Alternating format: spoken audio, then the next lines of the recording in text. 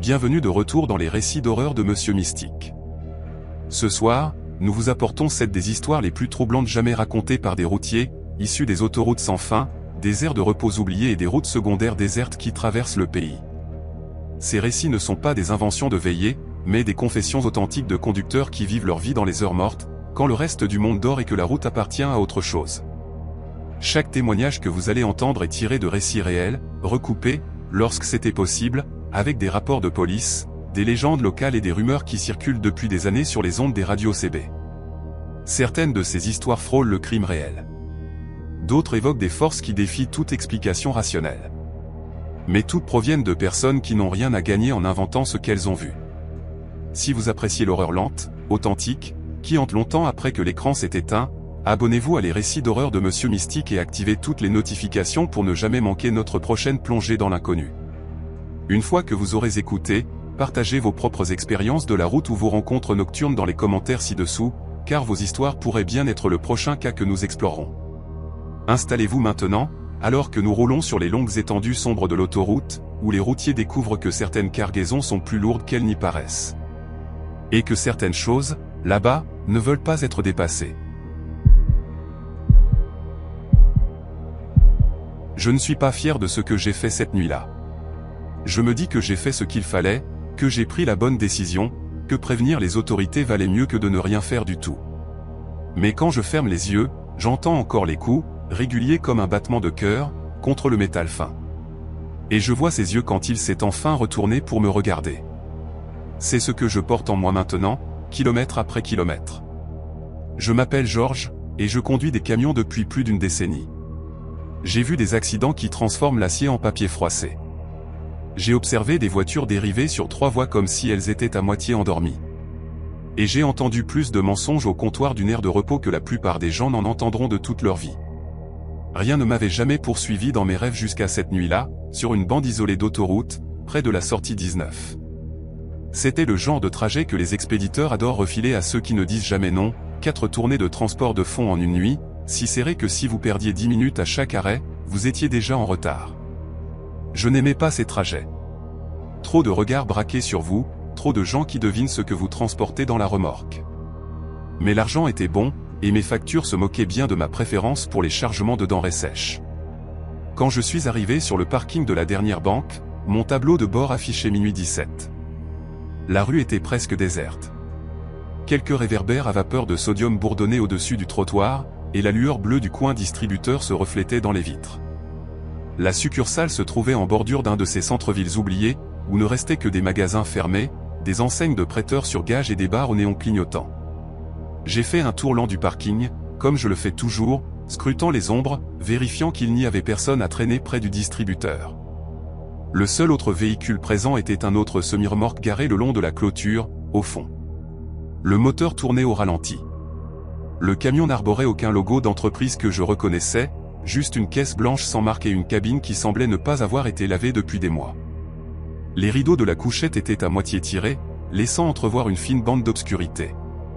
Les phares étaient éteints, mais le ronronnement du moteur résonnait dans ma poitrine tandis que je passais. Une vibration sourde et constante. Je me suis dit qu'il était étrange que quelqu'un fasse un trajet de nuit vers une petite banque de province. Puis je me suis dit de me mêler de mes affaires. Ici, se mêler de ses affaires n'est pas seulement une habitude, c'est une question de survie. J'ai reculé mon camion vers l'entrée de service, éteint les phares et laissé le moteur tourner au ralenti. La société de sécurité voulait des rotations rapides. Entrer. Décharger les conteneurs verrouillés. Sortir. Pas de traînerie. Pas de pause cigarette. Pas de tour de pâté de maison. Le gardien à l'intérieur m'a fait entrer par la porte arrière après un bref coup d'œil à ma carte d'identité. Ses yeux étaient cernés de rouge, comme s'il n'avait pas dormi correctement depuis des semaines. Nous n'avons pas échangé beaucoup de mots. Ces endroits semblent toujours trop silencieux, comme si l'argent absorbait tous les sons. J'ai poussé le premier chariot dans le court couloir, signé ce qui devait l'être, échangé les boîtes scellées contre les vides, et je suis retourné vers la porte. Lors de mon deuxième voyage, je l'ai entendu. 3 coups, étouffés, sourds, provenant de quelque part au-delà du mur derrière la zone des guichets. 3 tapes lents et réguliers, comme quelqu'un frappant avec ses jointures à l'intérieur d'une boîte. Je me suis arrêté au milieu du couloir, les mains toujours sur le chariot. Le gardien a levé les yeux de son presse-papier. « Tu entends ça ?» ai-je demandé. Il a froncé les sourcils, la tête penchée sur le côté. Silence. Juste le bourdonnement lointain du système de ventilation du bâtiment et le clic doux des néons. « J'entends quoi ?» a-t-il dit. J'ai hésité. Je ne voulais pas paraître nerveux. Rien. J'ai cru entendre quelque chose bouger dans le coffre. Il a haussé les épaules. L'endroit se tasse. Les caméras se déclencheraient si quelque chose n'allait pas. C'était vrai. Ou du moins, c'était la réponse qu'on lui payait pour donner. J'ai terminé la tournée, poussant le poids de l'argent qui n'était pas le mien sur des carreaux cirés. Tout ce temps, la nuque me picotait, attendant que ce son revienne. Il n'est pas revenu. Quand le dernier chariot était vidé, que la paperasse était terminée, il m'a fait sortir dans la nuit. L'air du parking semblait plus froid qu'il ne l'aurait dû, le genre de froid qui mord à travers la veste. Mon camion était là où je l'avais laissé, une silhouette rassurante et familière entre moi et le reste de l'obscurité. De l'autre côté du parking, l'autre camion était toujours garé près de la clôture, le moteur ronronnant, l'échappement exhalant des panaches blancs et réguliers. J'étais à mi-chemin de ma cabine quand je l'ai entendu à nouveau. 3 coups. Cette fois, il n'y avait pas de mur entre nous. Cela venait de ma droite, de la direction de l'autre camion. 3 coups sourds contre le métal, suivis d'une pause assez longue pour que mon cœur commence à s'emballer. Je me suis dit que c'était un déplacement de cargaison. Je me suis dit que cela aurait pu être n'importe quoi. Une palette qui bascule. Une caisse mal arrimée qui oscille. J'ai fait un autre pas vers ma cabine. Les 3 coups sont revenus. Plus forts, plus délibérés. On peut dire quand quelqu'un frappe une surface intentionnellement. Il y a un rythme. Une intention. Cela venait de l'arrière de la remorque non marquée. Je me suis arrêté à nouveau, la main sur la poignée de ma porte, essayant de décider à quel point je voulais vraiment savoir. J'ai entendu toutes les histoires sur ce que les gens transportent quand personne ne pose de questions. Drogue, armes, parfois pire. La cargaison humaine n'est pas qu'une légende urbaine. Il y a des endroits où les gens disparaissent et n'apparaissent jamais dans aucun rapport. J'aurais pu monter dans ma cabine, passer la vitesse et ne plus jamais penser à ce parking. C'est ce qu'un homme plus intelligent aurait fait. À la place, je me suis retrouvé là, dans le froid, à regarder le côté blanc et vide de cette remorque, attendant. « Bonsoir », a dit une voix. Elle était si faible au début que j'ai cru l'avoir imaginée. Un murmure à travers du coton, étouffé par des centimètres d'acier isolé. « Bonsoir, s'il vous plaît. » Et ma bouche est devenue sèche. La voix ne ressemblait pas à celle d'un homme adulte. Elle semblait plus jeune, fatiguée, rauque, comme si celui qui parlait l'avait fait depuis longtemps. Je me suis forcé à parler, jetant un regard autour du parking pour m'assurer que nous étions toujours seuls. « Tout va bien là-dedans » ai-je appelé doucement, ne voulant pas attirer l'attention depuis la rue. Silence. Puis les 3 coups à nouveau, plus clairs cette fois. « Il y a quelqu'un là dehors » a demandé la voix. « S'il vous plaît, pouvez-vous me répondre » Mon cœur battait si fort contre mes côtes que cela me faisait mal. J'ai regardé le tracteur. Les vitres de la cabine étaient trop sombres pour voir à l'intérieur. La plaque semblait avoir été délibérément recouverte de crasse. Aucun numéro sur la remorque, juste une ombre pâle là où un autocollant avait dû se trouver. « Accrochez-vous », ai-je dit. Juste une seconde. J'ai fait un pas vers l'arrière de la remorque, écoutant tout signe de quelqu'un dans la cabine. Le moteur a maintenu son ralenti régulier. Aucune porte ne s'est ouverte. Aucune silhouette n'a bougé derrière la vitre. Le seul son était cette supplique silencieuse à travers le métal. « Ils peuvent vous entendre si vous parlez trop fort », a chuchoté la voix. « S'il vous plaît, avant qu'ils ne reviennent. » Chaque instinct en moi hurlait de m'arrêter. La cargaison de quelqu'un d'autre, le problème de quelqu'un d'autre.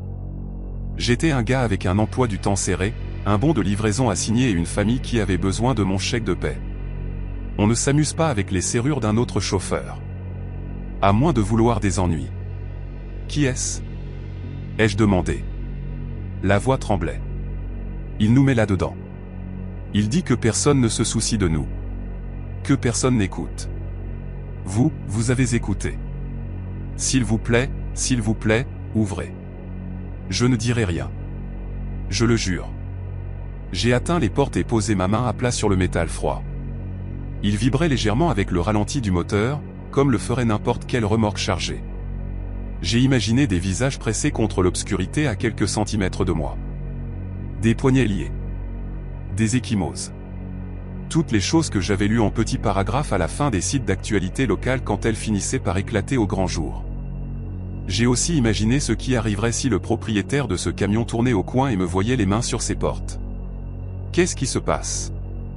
La voix ne venait pas de la remorque cette fois. Elle venait de derrière moi.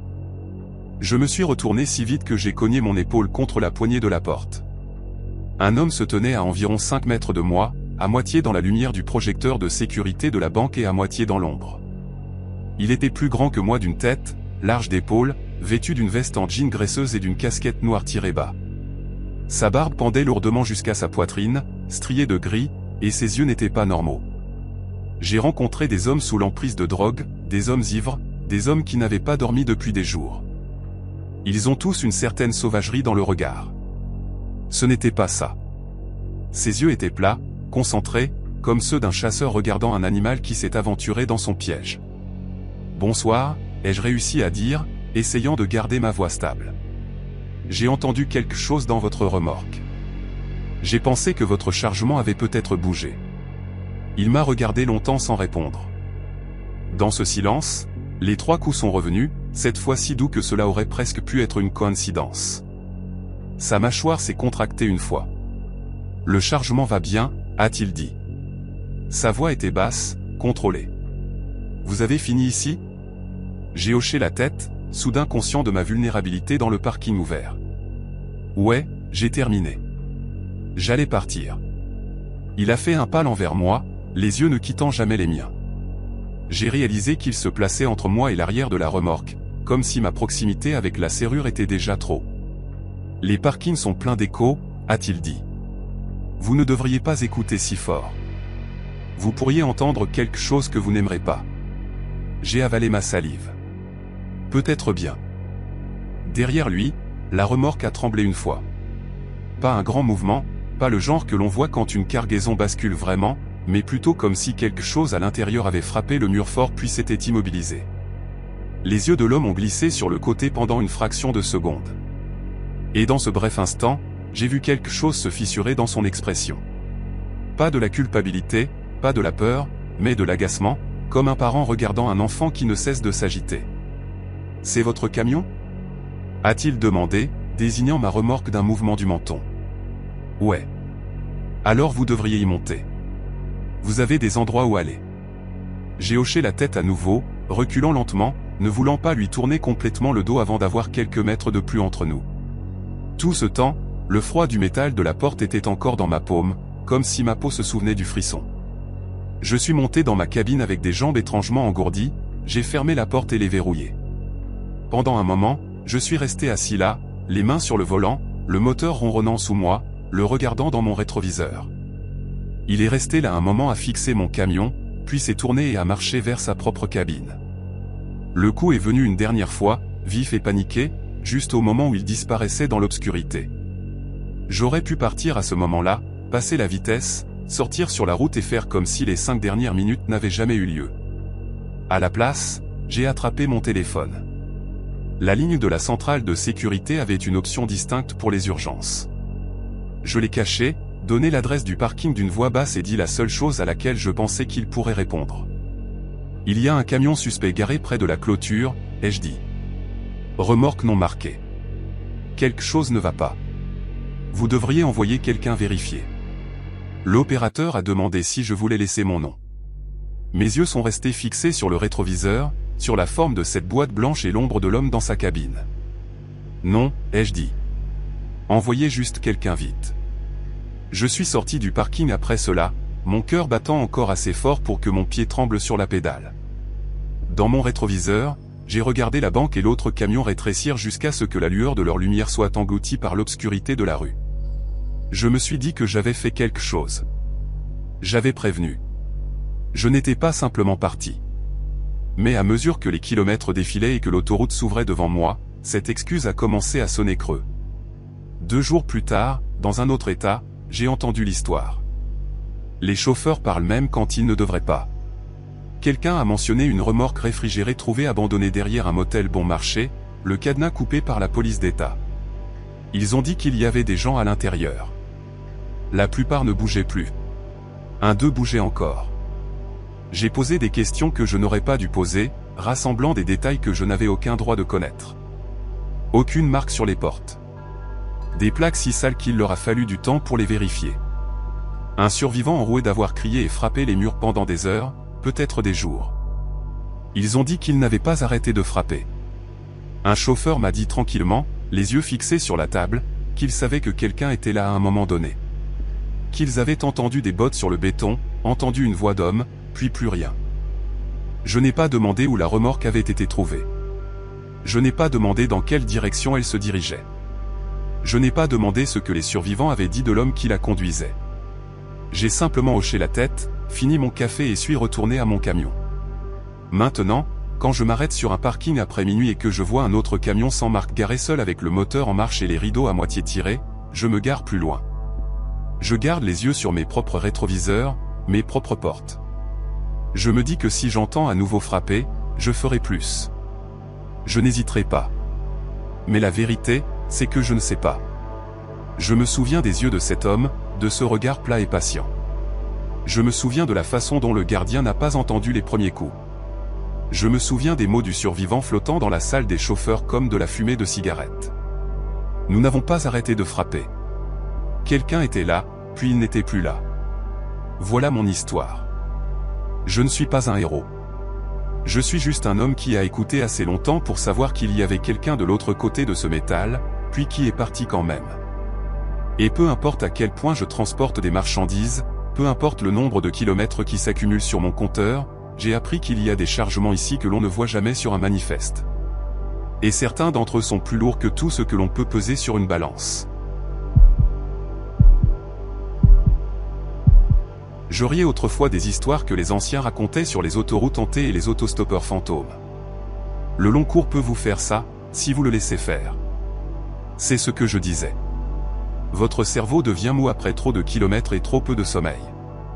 Et soudain, chaque ombre sur l'accotement devient un fantôme, et chaque parasite à la radio une voix venue d'outre-tombe. Je ne ris plus.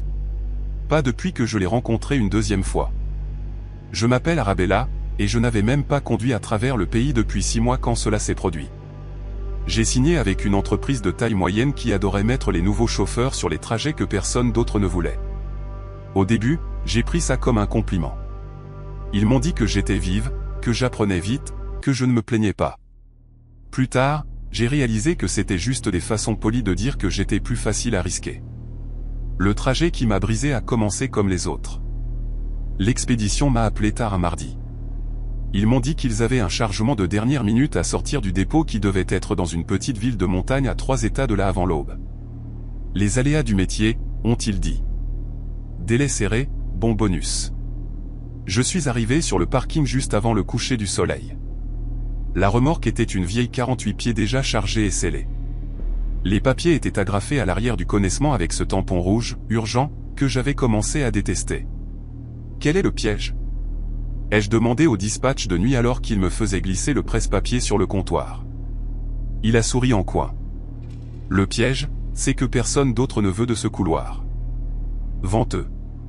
Pas d'air de repos adapté au camion après le kilomètre 90. Et le seul endroit pour se garer, ce sont quelques parkings de mamie et papy plus vieux que toi. Mais tu es une fille coriace, non ? Meilleure que les anciens. J'aurais dû remarquer la façon dont il évitait mon regard en disant ça. J'aurais dû remarquer à quelle vitesse il changeait de sujet pour parler des arrêts essence et des fenêtres de temps. À la place, j'ai signé, attrapé mes clés et me suis dit que ce n'était qu'une route de plus. Les premières heures se sont bien passées.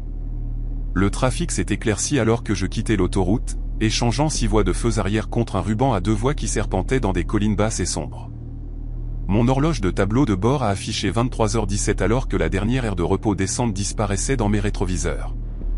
Le ciel était une feuille noire plate, le genre que l'on ne voit que lorsque l'on est loin des lumières de la ville. Mes phares découpaient un tunnel étroit à travers lui. Plus je roulais, plus tout semblait vieux. Station-service aux enseignes à moitié éclairées. Motel à la peinture écaillée et aux fenêtres vides. Occasionnelle lumière de ferme sur des pentes lointaines, lueur faible et solitaire. La route grimpait et tournait, taillée dans le flanc des montagnes en longues courbes lentes qui faisaient mal à mes épaules à force de correction de direction constante. Quelque part après le kilomètre 60, le brouillard est arrivé. Il n'a pas dérivé lentement comme j'avais l'habitude de le voir. Un moment, l'air était clair, et le suivant, mon monde s'est réduit à un mur gris à 10 longueurs de camion devant moi. Mes feux de route ne faisaient que me renvoyer la lumière, m'éblouissant. Alors je les ai éteints et j'ai avancé lentement en feu de croisement. Je roulais à 10 km en dessous de la limite quand je l'ai vue. Elle se tenait sur l'accotement, juste au-delà de la portée de mes phares, une silhouette vague et étroite recroquevillée contre le froid. En m'approchant, les détails se sont précisés. Une jeune femme, peut-être au début de la vingtaine, vêtue d'une veste en jean déchirée assombrie par la pluie, les jambes nues sous l'ourlet, des chaussures qui ressemblaient plus à des ballerines de ville qu'à quelque chose de conçu pour gravir des routes de montagne. Elle n'avait pas de sac, pas de téléphone à la main, pas de pouce levé. Je me suis dit que je continuerais. La politique de l'entreprise était claire concernant les autostoppeurs, et en tant que femme seule dans la cabine, j'avais encore plus de raisons de la suivre. Mais quand mes phares ont effleuré son visage, j'ai vu la façon dont ses dents étaient serrées pour éviter de claquer et la teinte grise de ses lèvres. Ses cheveux étaient plaqués sur ses joues. Elle avait l'air d'être là depuis des heures. Contre mon meilleur jugement, j'ai ralenti et mis mes warnings. Elle n'est pas venue en courant comme la plupart des gens l'auraient fait. Elle est restée exactement où elle était, me regardant avec une immobilité qui m'a tordu l'estomac. J'ai dû me pencher par-dessus le siège passager et baisser la vitre en partie. « Tu as besoin d'un trajet ?» ai-je appelé par-dessus le moteur et le sifflement doux de la pluie. Elle a hoché la tête lentement. « Lentement » a-t-elle dit. Sous la lumière fluorescente crue de mes feux de position, elle avait l'air décalée. Pas monstrueuse, mais simplement à sa mauvaise place. Ses vêtements semblaient démodés de 5 ou 10 ans. Les patchs sur sa veste étaient pour des groupes que je connaissais, mais les logos étaient des versions plus anciennes. Ses yeux étaient d'un bleu pâle et lavé, cernés de rouge, comme si elle avait pleuré jusqu'à plus de larmes. « Où vas-tu » ai-je demandé. Elle a regardé au-delà de moi, vers la route devant. « Vers le col » a-t-elle murmuré. « De l'autre côté. C'est là que je vais. » J'ai hésité une seconde de plus, puis j'ai ouvert la portière passagère de l'intérieur. Juste sur le siège. D'accord. L'entreprise me tuerait s'il savait que j'avais laissé quelqu'un dans la couchette. Elle est montée sans un mot, bougeant comme si elle l'avait fait 100 fois auparavant. Elle ne sentait pas les vêtements mouillés et la peau froide. Il n'y avait aucune odeur du tout. Cela ne m'a pas frappé sur le moment. J'ai remis le camion en marche et nous avons repris la route. Pendant un moment, nous avons roulé en silence, les essuie-glaces marquant un rythme régulier. Le monde extérieur n'était qu'un gris infini. Je lui jetais des regards en coin quand je le pouvais. Elle était assise, les mains jointes sur ses genoux, fixant droit devant elle, les épaules raides. L'obscurité dans la cabine semblait s'accrocher à elle plus profondément sur les bords, comme si la lumière du dôme ne savait pas si elle voulait l'atteindre ou non. « Tu as un nom » ai-je finalement demandé, juste pour briser le poids qui pesait sur ma poitrine. Elle a hésité, comme si elle cherchait à s'en souvenir. « Mara » a-t-elle dit enfin. La façon dont elle l'a dit m'a fait me demander si c'était réel. « Je m'appelle Arabella. »« Tu es d'ici, Mara » Ses doigts se sont légèrement crispés. « Je l'étais » a-t-elle dit. « Avant. »« Avant quoi » ai-je failli demander. À la place, elle a parlé à nouveau, sa voix à peine plus forte que le murmure du désembueur. « Est-ce qu'il parle encore sur ce truc ?» Elle a incliné la tête vers mon unité CB montée au-dessus du pare-brise. « Parfois, ai-je dit. Pas comme avant. Pourquoi utilise-t-il toujours le canal 19 au kilomètre 142 » a-t-elle demandé, les yeux toujours fixés sur le brouillard. Quelque chose dans mes entrailles s'est glacé. « C'est encore loin, ai-je dit. Qu'est-ce qu'il y a à 142 » Elle n'a pas répondu. Les 10 kilomètres suivants ont semblé durer 1 heure. Une ou deux fois, je l'ai regardée et j'ai surpris ses yeux se tournant vers la radio, comme si elle attendait qu'elle grésille soudainement. Elle ne l'a pas fait. La nuit est restée un tunnel sans fin de gris humide. Le brouillard s'est éclairci alors que nous grimpions, se brisant en lambeaux déchirés qui montraient des aperçus de précipices et d'arbres noirs accrochés à des pentes impossibles. Mes mains me faisaient mal à force de serrer le volant. La route s'est redressée pendant un bref moment le long d'une crête élevée, et un panneau est apparu dans l'obscurité. Kilomètre 98. J'ai cligné des yeux. Quelque chose dans ce chiffre n'avait pas de sens. Nous avions roulé assez longtemps pour que ce soit plus loin. J'ai vérifié l'horloge du tableau de bord. 1h30, j'ai vérifié mon odomètre. Les kilomètres parcourus depuis que je l'avais prise étaient moins nombreux qu'ils n'auraient dû l'être. Tu es sûr de vouloir aller jusqu'à l'autre côté ce soir? Ai-je demandé, ma voix un peu trop aiguë à cause des nerfs. Il y a une aire de repos descente vers le kilomètre 110. La nourriture est douteuse, mais il ne t'embête pas si tu sirotes un café pendant 1 heure. Elle a tourné la tête très lentement et m'a regardé pour la première fois. Ses yeux n'étaient plus bleu pâle. Sous la lumière du tableau de bord, il semblait presque gris. Toute la couleur en avait disparu. J'ai essayé de m'arrêter là une fois, a-t-elle dit. Ils ne m'ont pas entendu. La peau de mes bras s'est hérissée. J'ai ouvert la bouche pour demander ce qu'elle voulait dire. Mais à ce moment précis, mes phares ont percé un autre voile de brouillard et révélé un espace de dégagement vide sur la droite. Pas de bâtiment, pas de panneau, juste une large bande de gravier et les restes tordus de ce qui avait pu être une glissière de sécurité plus loin. C'est ça? Ai-je demandé. Elle n'a pas répondu. Quand j'ai regardé le siège passager, il était vide. Le coussin était complètement sec. Pas une goutte d'humidité là où sa veste avait été. Pas d'empreinte de pas sur le tapis de sol. Pas de mèche de cheveux accrochée à la ceinture de sécurité. Le seul signe que quelque chose d'insolite s'était produit était la façon dont mon pouls cognait contre ma gorge, assez fort pour me donner la nausée. J'ai conduit le reste du chemin à travers le col avec les 2 mains à 10h02, chaque nerf hurlant. À un moment donné, le brouillard s'est éclairci pour de bon, et le ciel au-dessus des pics a montré une fine ligne grise là où l'aube finirait par apparaître. La ville de l'autre côté dormait encore quand je suis entré sur le parking du destinataire. J'ai fait ma livraison. J'ai signé les papiers avec une main qui tremblait juste assez pour que la caissière lève un sourcil. Quand elle m'a demandé si tout allait bien, j'ai mis ça sur le compte de la route et de la météo. J'ai pensé à lui dire que j'avais pris une fille qui avait disparu de ma cabine sans ouvrir la porte. J'ai pensé à demander si quelqu'un avait déjà eu un accident vers le kilomètre 142. Je ne l'ai pas fait. J'ai terminé ma journée, me suis glissé dans ma couchette et me suis dit que j'avais tout halluciné à cause du manque de sommeil. J'aurais laissé tomber si ce n'avait été de la 2e nuit. 2 semaines plus tard, l'expédition m'a remise sur le même couloir, avec une cargaison différente, une destination différente, mais le même col et le même horaire de nuit. J'ai failli refuser, mais le souvenir avait déjà commencé à s'estomper sur les bords, comme un mauvais rêve. Je me suis dit que je devais me durcir. Je me suis dit qu'il ne s'était rien passé de surnaturel. Les gens ne disparaissent pas des sièges passagers. Cette nuit-là, le temps était clair. Le ciel était net et rempli d'étoiles. L'air était si froid que ma respiration formait des nuages épais dans la cabine quand je montais. J'ai passé les kilomètres 50, 60, 70 sans rien d'autre que les phares occasionnels dans la voie opposée pour briser la monotonie. Ma radio est restée silencieuse. Mes mains se sont progressivement desserrées. Au kilomètre 89, je l'ai revue. Cette fois, elle n'était pas sur l'accotement. Elle se tenait dans le petit triangle de terre où la bretelle d'une petite route de service rejoignait l'autoroute. Un bras enroulé autour d'elle-même, l'autre pendant mollement. Même veste, même chaussures, même visage lavé. Elle n'avait pas l'air surprise de voir mon camion. Elle ne semblait voir personne d'autre. Je n'ai pas ralenti. Mon pied a appuyé plus fort sur l'accélérateur, comme si la vitesse seule pouvait la faire disparaître. En passant en trombe, j'ai osé un rapide coup d'œil dans mon rétroviseur passager. Elle avait disparu. Pas en train de s'éloigner, pas en train de rétrécir dans la distance. Disparu.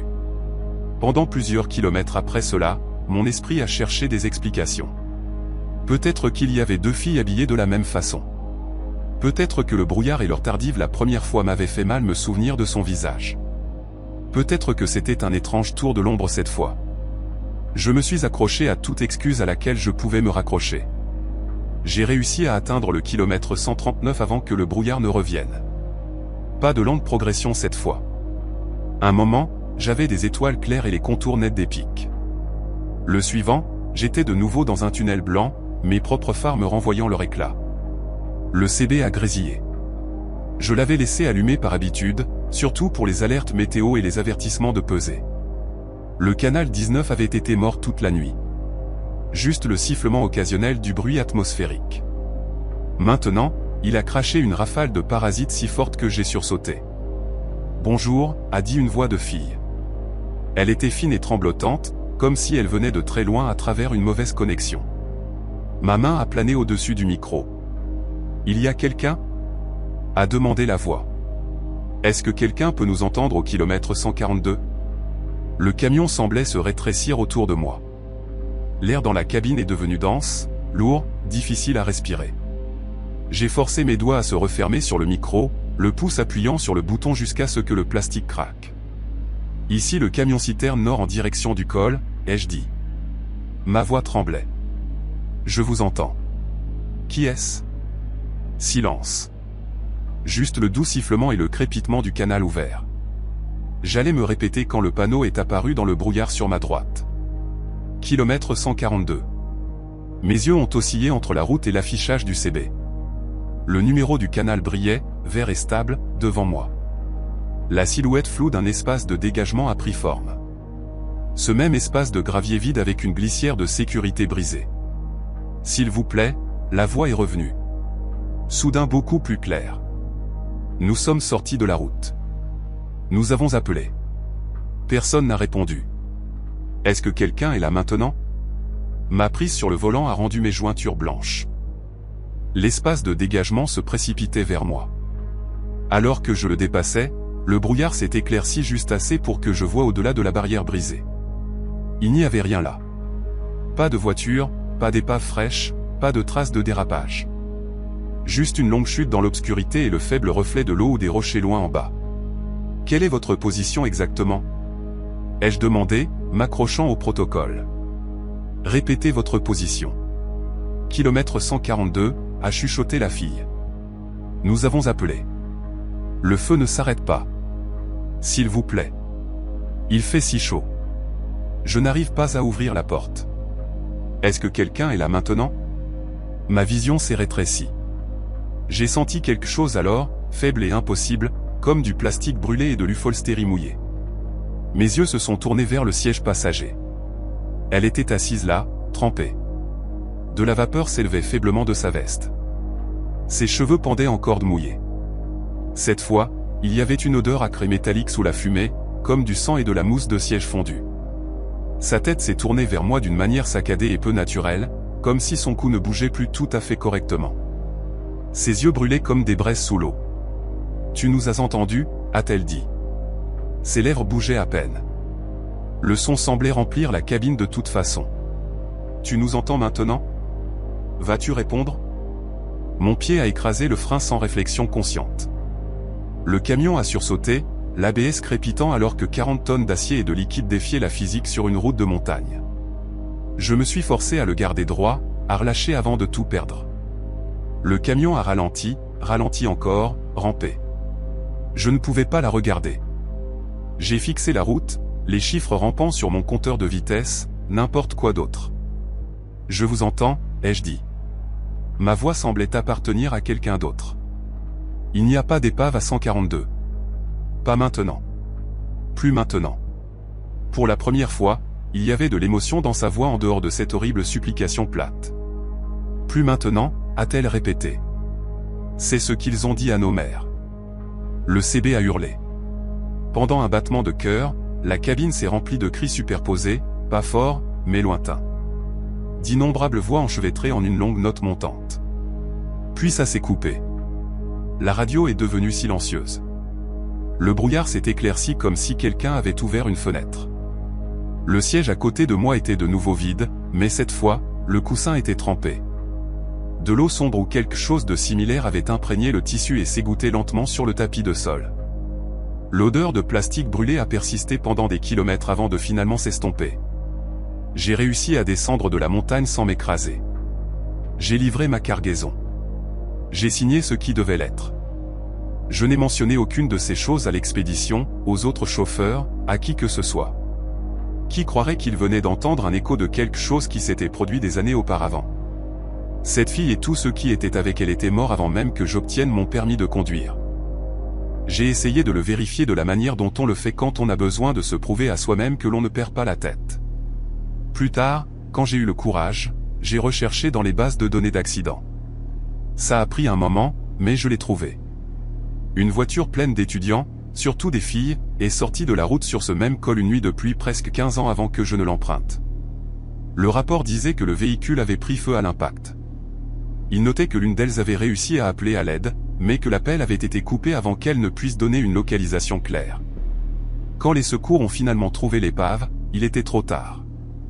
Les témoignages mentionnaient que des chauffeurs avaient signalé par la suite des interférences étranges sur leur CB autour de ce kilomètre pendant des mois. Des parasites qui ressemblaient à des voix. Des supplications que personne ne pouvait tout à fait distinguer. Finalement, les gens ont cessé d'en parler. La route a oublié, comme elle le fait toujours. Pas moi. Je ne fais plus de col de montagne. Je reste sur des trajets régionaux, des plaines, des sauts courts qui me ramènent à la maison plus de nuit que non. Quand je dois rouler après minuit, ma CB reste éteinte. Je dis aux autres chauffeurs que c'est parce que je suis fatigué d'écouter des bavardages, des absurdités, d'écouter des gamins comme moi prétendre qu'ils sont invincibles. Mais certaines nuits, quand la pluie tombe drue et que la route semble trop vide, ma main se dirige vers le bouton. 2 fois, j'ai cédé et je l'ai allumé pour me tenir compagnie. 2 fois, en quelques minutes, le canal 19 s'est rempli de parasites lointains et faibles qui semblaient presque se façonner en une voix familière. Malcolm, tu m'entends encore? Les 2 fois, j'ai tendu la main et éteint la radio si fort que le plastique a cliqué. Il y a des choses auxquelles on ne répond pas ici. Certains coups qu'on fait semblant de ne jamais entendre. Parce que s'il est encore là-bas quelque part, entre les lignes blanches et l'obscurité, je ne suis pas sûr qu'il cherche de l'aide maintenant. Je pense qu'il cherche peut-être juste quelqu'un à suivre de près. Les gens dans ce métier aiment prétendre qu'ils sont difficiles à effrayer. Nous nous vantons du verglas et des quartiers dangereux, et nous hochons la tête quand quelqu'un parle de transporter des matières dangereuses dans une tempête de neige. Mais chaque vieux routier qui m'a formé avait une règle qui ressemblait plus à une superstition qu'à un conseil de sécurité. Ne transporte jamais une cargaison quand l'expéditeur refuse de te dire ce qu'elle contient. Je connaissais cette règle. Je l'ai enfreinte quand même.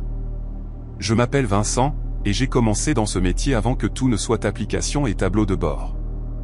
Il y avait encore des emplois qui arrivaient sur des papiers pliés et des appels téléphoniques de cabine.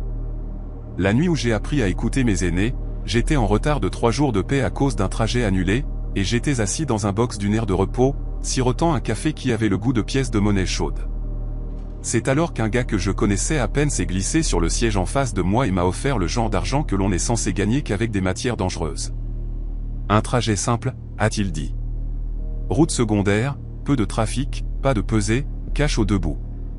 Ça t'intéresse ou pas? Je lui ai demandé ce que tout chauffeur à moitié décent demande en premier. Quelle est la cargaison? Il a souri d'une manière qui n'a jamais atteint ses yeux. Équipement en caisse, surdimensionné mais léger. Tu ne le sentiras même pas. Tout ce que tu as à faire, c'est le prendre de l'entrepôt à Fairview jusqu'à un dépôt privé de l'autre côté de la limite du comté. C'est tout. Il a poussé un bout de papier sur la table avec une adresse et une heure. Ramassage à minuit, route de montagne en arrière, pas de nom de société indiqué, toutes les sonnettes d'alarme dans ma tête se sont déclenchées. Puis j'ai pensé à mon hypothèque, à ma facture de réparation en retard et au tableau de bord vide. Je me suis dit que l'équipement était de l'équipement. Je me suis dit que j'étais trop vieux pour avoir peur de quelques lignes vides sur un formulaire. L'entrepôt se trouvait au bout d'une route à 2 voies fissurées, un bloc de béton trapu à moitié englouti par les arbres. Pas de panneau à l'avant, juste un portail en chêne rouillé à moitié ouvert. Une seule lumière de sécurité bourdonnait au-dessus du quai de chargement, projetant une lueur jaune maladive sur l'asphalte fissuré. Un vieux manutentionnaire m'a accueilli au dock. Un homme au visage comme du cuir séché et une cigarette qui semblait coller à sa lèvre inférieure. « T'es Vincent ?» a-t-il demandé. « Ouais. » Il a hoché la tête une fois, puis a fait un geste du pouce vers l'intérieur sombre. « Recule jusqu'à la porte 3. Ne descends pas pendant qu'on charge. Ne regarde pas dans la remorque une fois qu'on l'a fermée. Tu roules droit. Pas d'arrêt sur les ponts. T'as compris ? C'était une règle si étrangement spécifique que j'ai failli rire. Pas d'arrêt sur les ponts. Compris. Autre chose? Il a tiré une longue bouffée, étudié mon visage, puis sa voix est tombée. Si t'entends quelque chose qui demande très poliment depuis là-bas, t'as rien entendu. Tu continues à rouler. C'est pas pour toi. Les poils de mes bras se sont dressés. Qu'est-ce que je transporte exactement? Il a craché sur le côté. T'es en train de transporter une caisse. C'est tout ce que t'as besoin de savoir. Prends l'argent. Fais les kilomètres. Oublie l'adresse. J'aurais dû partir à ce moment-là. À la place, j'ai reculé jusqu'à la porte 3 et j'ai fait ce qu'on m'a dit. Je suis resté assis dans la cabine, le moteur au ralenti, pendant qu'il chargeait. J'ai senti le léger choc de quelque chose de gros, mais pas trop lourd, qui s'installait sur mes essieux. Quand ils ont terminé, le vieux a frappé 2 fois le côté de la remorque et m'a tendu les papiers par la fenêtre. Aucun poids indiqué, aucun contenu, juste une origine et une destination et une ligne qui disait « Manipulation spéciale ». La première heure s'est déroulée sans incident. J'ai roulé à travers des villes agricoles endormies et passé des champs sombres où seules les lumières rouges des tours radio lointaines brisaient l'horizon. La remorque semblait étrange derrière moi, cependant.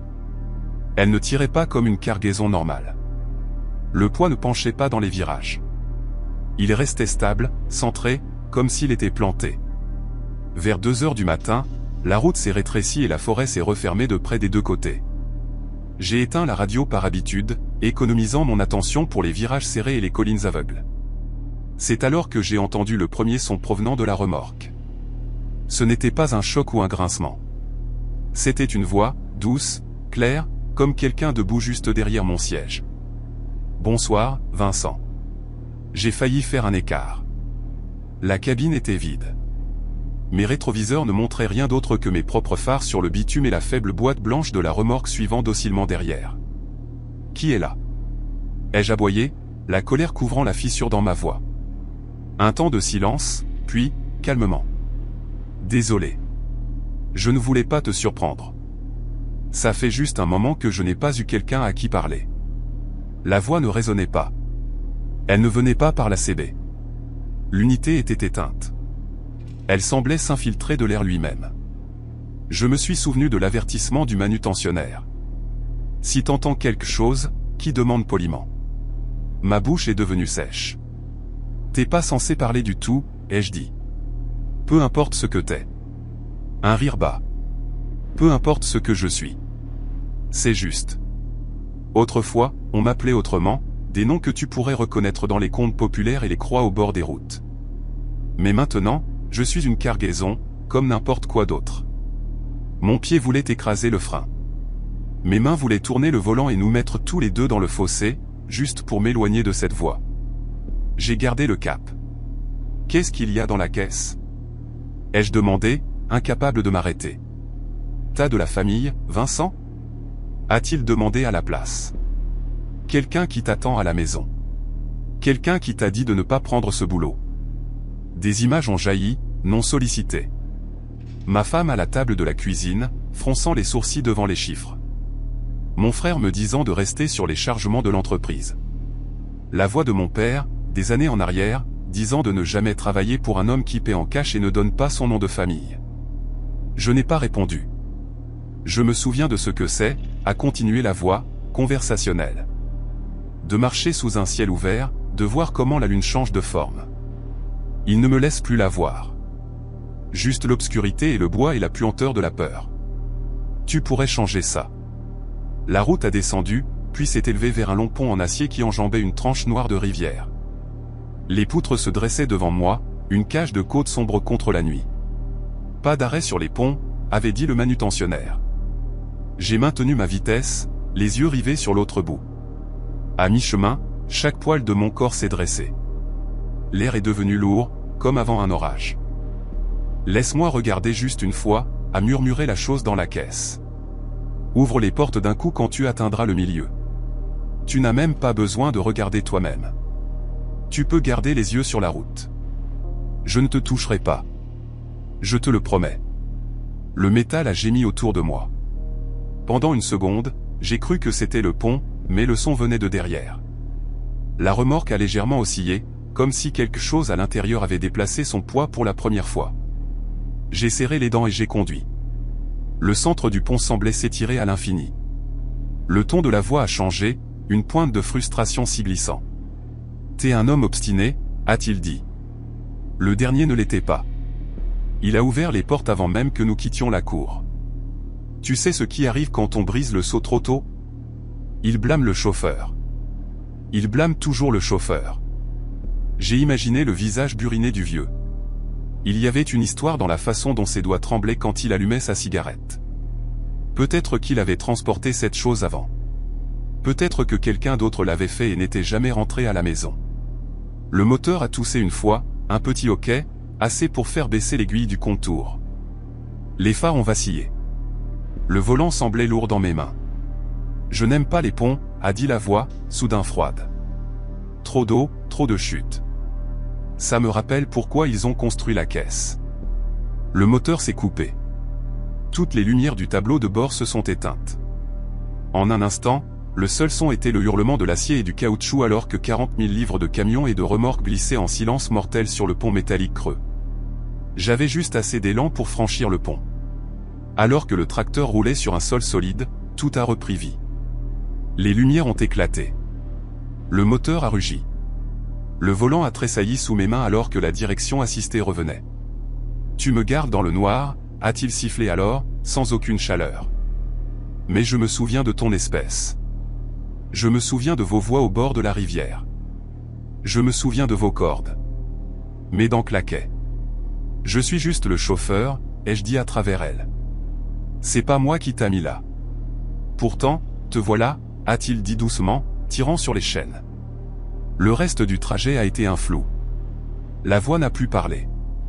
La caisse n'a pas bougé. La route s'est enroulée, kilomètre après kilomètre, jusqu'à ce que le point de dépôt apparaisse. Une allée de gravier coupant dans les arbres.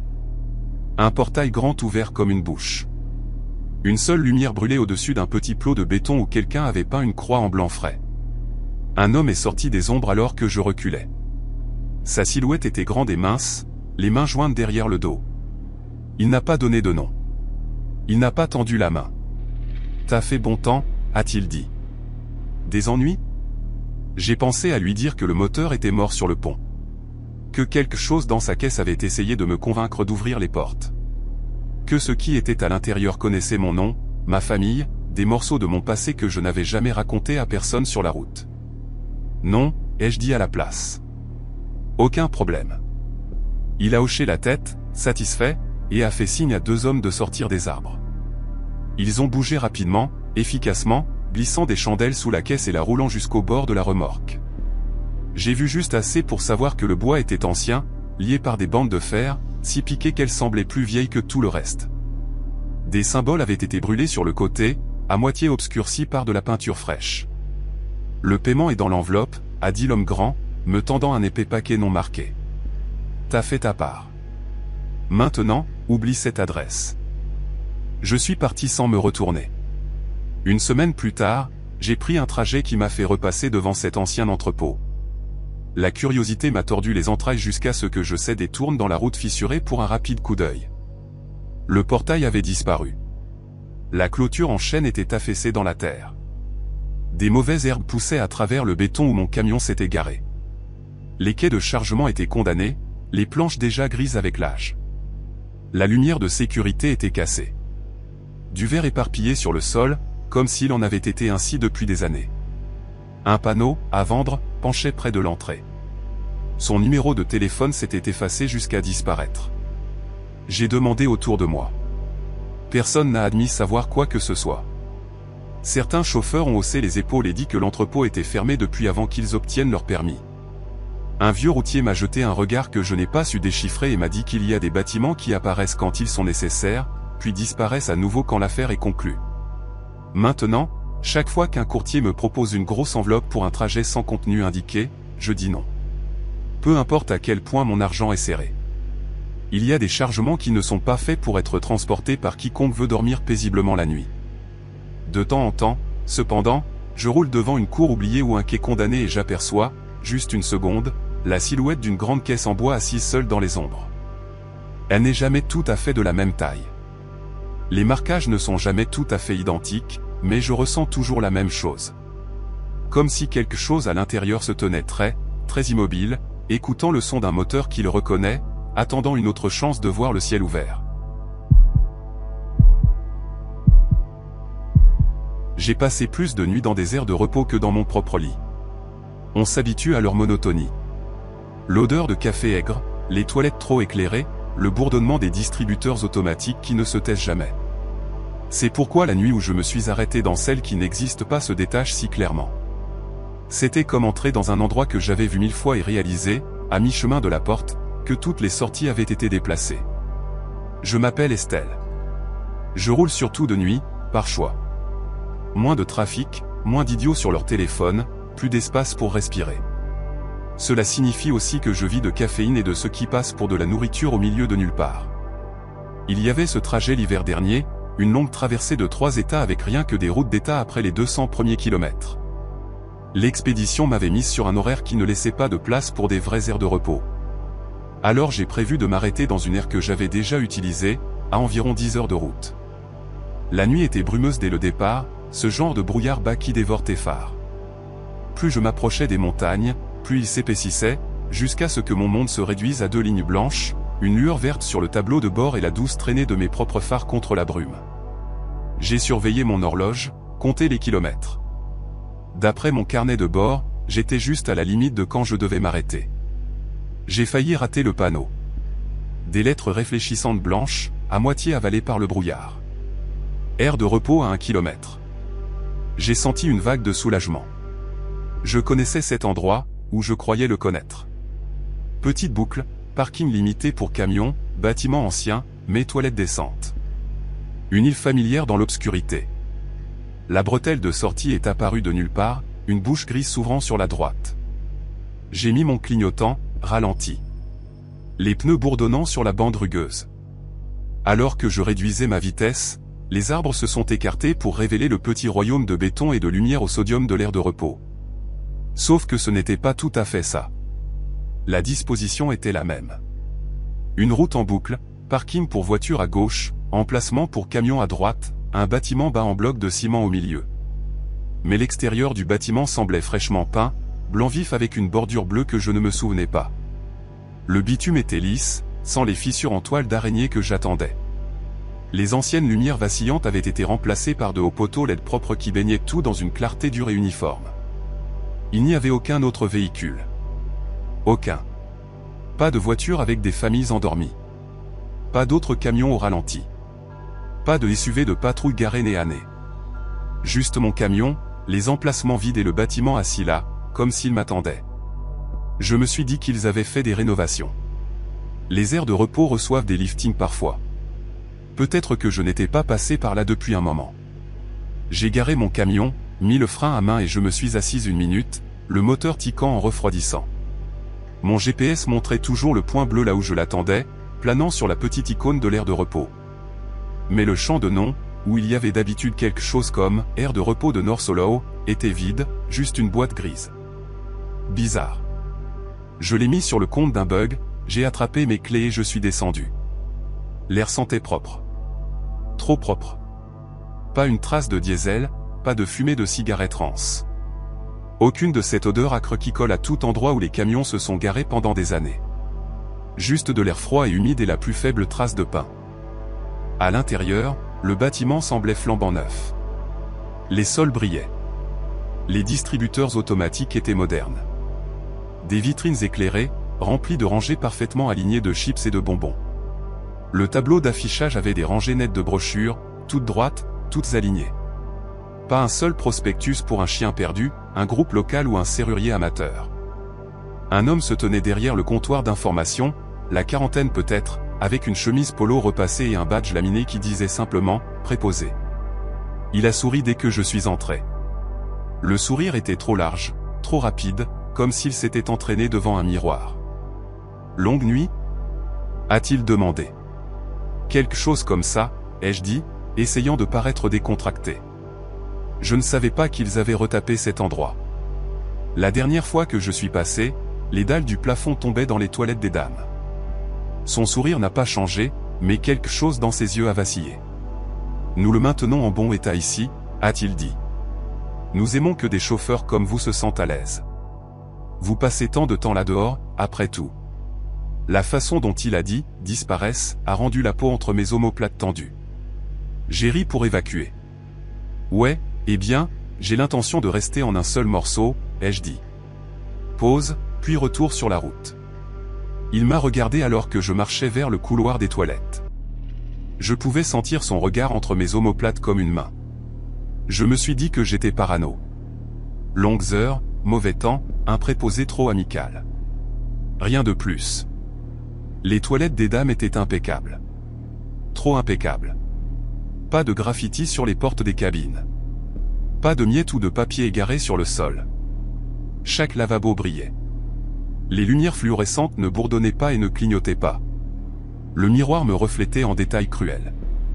Des cernes sous les yeux, des cheveux fourrés sous une casquette, ce plissement permanent des yeux de la route.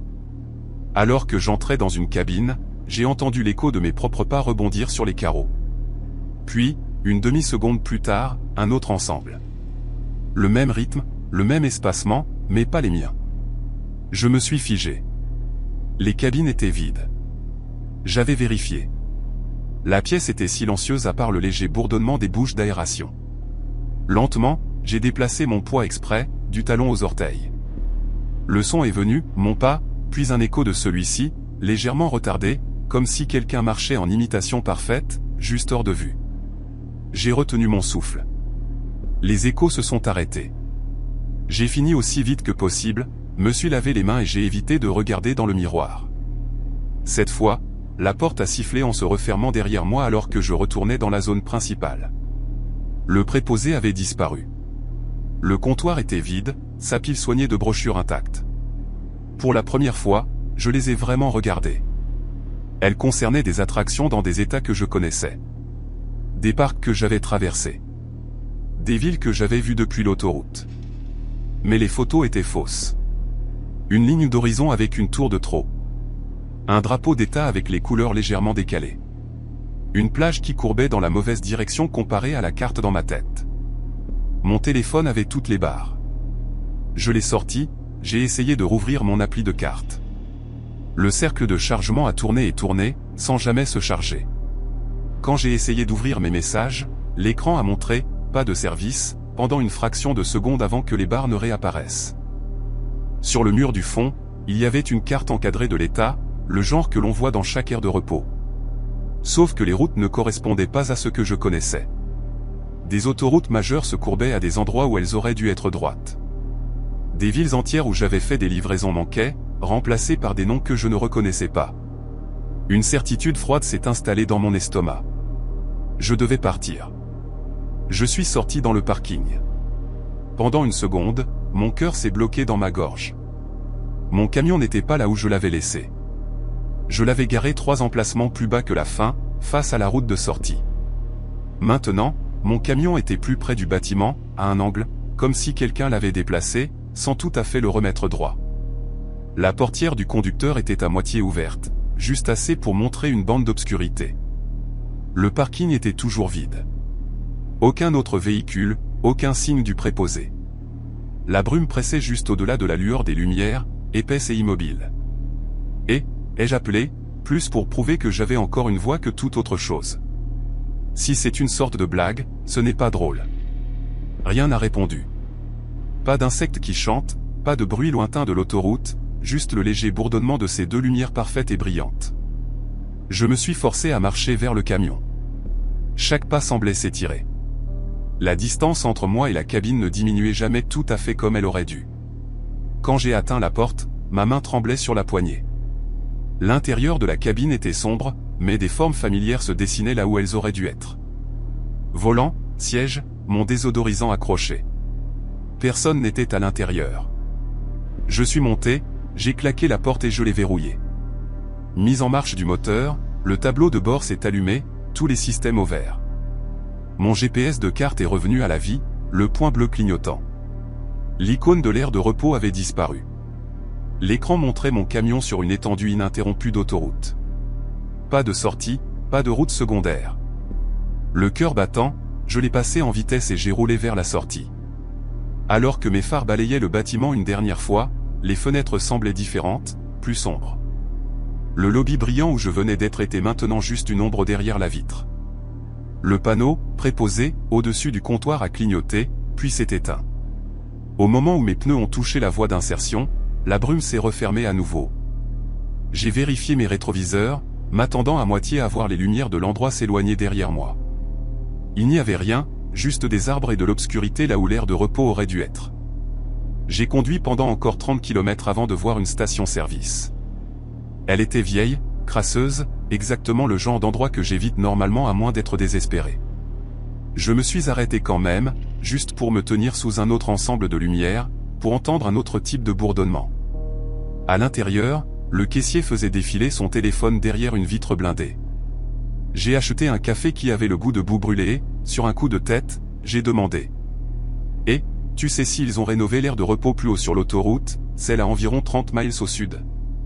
Il a froncé les sourcils. On n'a pas d'aire de repos sur ce tronçon, a-t-il dit. La plus proche est à environ 60 miles au nord. Ça a toujours été comme ça depuis que je travaille ici. J'ai voulu argumenter. J'ai voulu sortir mon carnet de bord et lui montrer les horodatage, l'écart où j'avais clairement été hors de la route. À la place, j'ai juste hoché la tête et je suis retourné à mon camion. Plus tard, pendant mes jours de repos, j'ai essayé de la trouver sur des cartes satellites. J'ai zoomé sur chaque courbe et virage de cette autoroute. Il n'y avait aucune structure là où je m'étais arrêté. Pas de boucle, pas de bâtiment, pas de lumière supplémentaire, juste des arbres et des accotements en gravier occasionnel. Peut-être que c'était tout de la fatigue. Peut-être que j'ai somnolé dans la cabine et rêvé chaque seconde. Mais quand je fais ce trajet maintenant, je planifie mes pauses soigneusement. Je m'arrête dans des aires de repos pour camions bondés et laides, avec des sols gras et des enseignes clignotantes, entourés d'autres camions, de mauvais café et de bruit. Parce que quelque part là-bas, il y a une aire de repos qui semble plus propre et plus sûre et plus neuve qu'elle n'en a le droit. Un endroit où les brochures montrent tout un monde qui est presque le vôtre, mais pas tout à fait. Un endroit qui serait trop heureux qu'un chauffeur fatigué s'assoie, se détende et reste au-delà du point où il peut facilement partir. Et j'ai le sentiment que si vous restez au-delà de ce point, la carte ne vous ramène pas aux mêmes autoroutes dont vous vous souvenez. Les gens dans ce métier aiment prétendre qu'ils sont difficiles à effrayer. Nous nous vantons du verglas et des quartiers malfamés, et nous hochons la tête quand quelqu'un parle de transporter des matières dangereuses dans un blizzard. Mais chaque vieux routier qui m'a formé avait une règle qui ressemblait plus à une superstition qu'à un conseil de sécurité.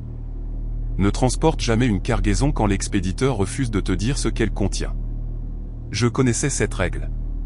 Je l'ai enfreinte quand même. Je m'appelle Malcolm, et je n'étais pas celui qui a disparu.